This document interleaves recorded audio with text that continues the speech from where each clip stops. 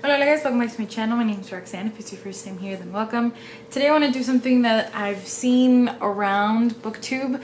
I'm not sure who started it or how it started, but the most recent person that I think I remember seeing that did this was Olive over at a Book Olive, and it is the 10 most popular books in your TBR.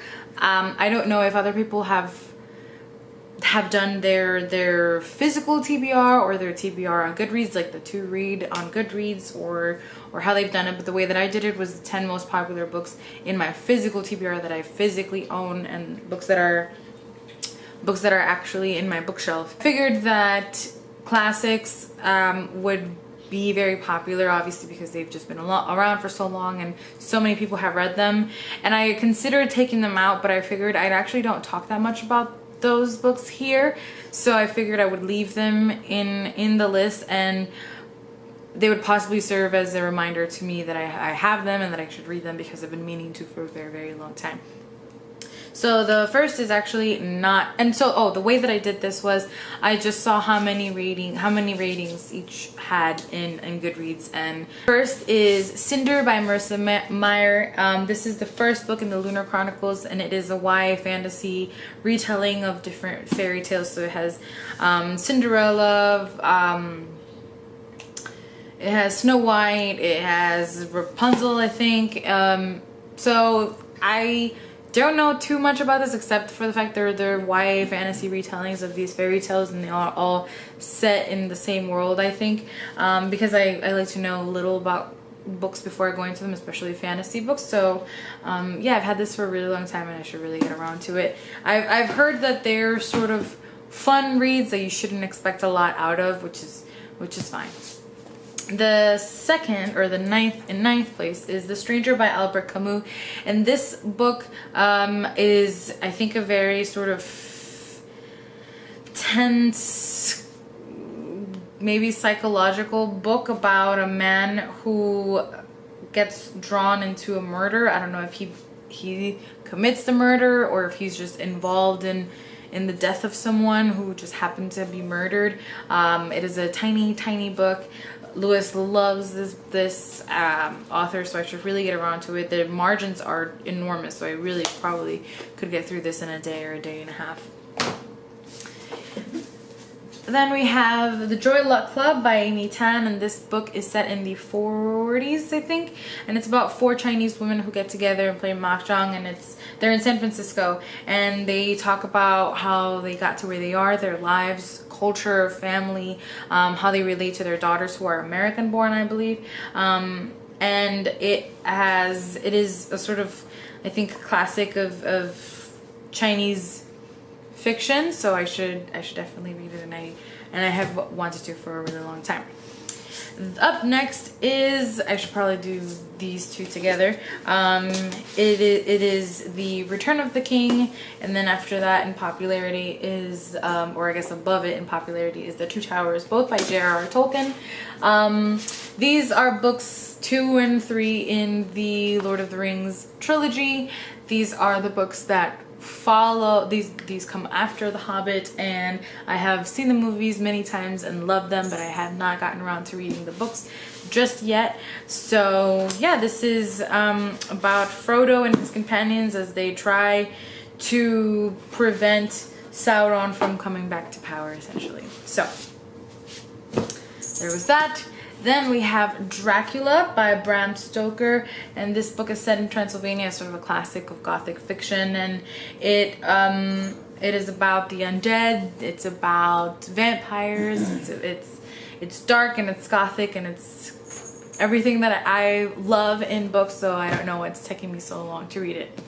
Then we have a nonfiction that's Night by Elie Wiesel, and this is him telling sharing his memories with the reader of what it was like to be placed in the Auschwitz concentration camp with his family. And he tells what happened, how they got there, what he thinks memories about surrounding all of that, what happened to his family, and everything he witnessed. And I know that it's going to be a very, very powerful, sad book, and so I've had it for a really long time, or I've kind of stolen it from Lewis, and I've had it in my shelves for a really long time. I just haven't gotten around to read it because I feel like I have to be in a very particular mental state for it. Then we have Wuthering Heights by Emily Bronte. I have not read any Bronte sisters yet. That's a lie.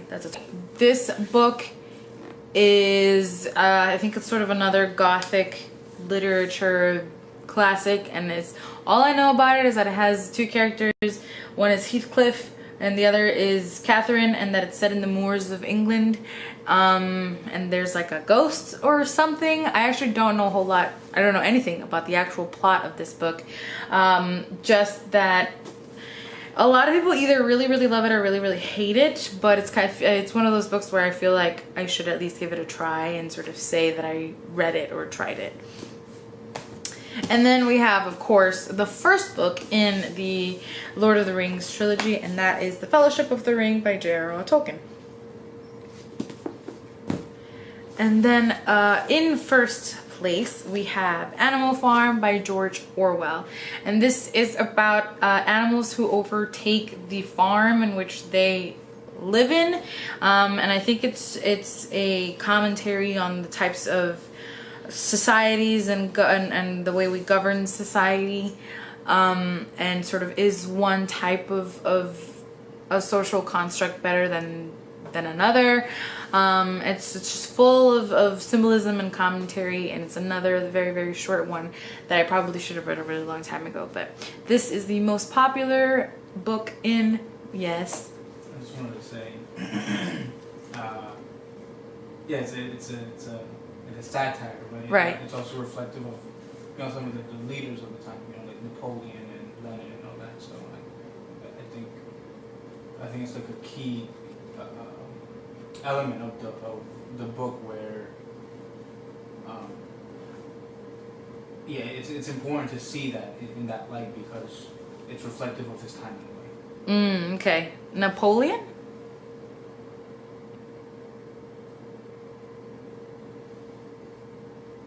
I'm sorry, Napoleon is actually one of the characters' names. Oh, okay. Because I was like, his time, Napoleon. No. Yeah, Napoleon is actually one of the pigs. I'm sorry. Oh, okay. But yeah, certain characters from history. From history, okay, Yeah, okay. Like Lenin and Stalin, excuse me. Yeah. Okay. Yeah, no, that makes sense. This one. Have you guys read it? I have not. Lewis obviously has, and has been wanting me to read it for a really long time. He succeeded in 1984. I read that a few years back, but haven't read this one. So those are the 10 most popular books in my shelves physically. I had others that were pretty high up there. The Name of the Wind by Patrick Rothfuss was up there. Purple was up there, but these all beat them out. And I think I'm just realizing there's only like one author of color here. That's sad. But yeah. Those are the books that are most popular from my shelves. Let me know if you've read any of these and what you think about them, and which ones I should sort of make a priority above the other ones. As always, thank you for watching and for listening. I love you guys very much.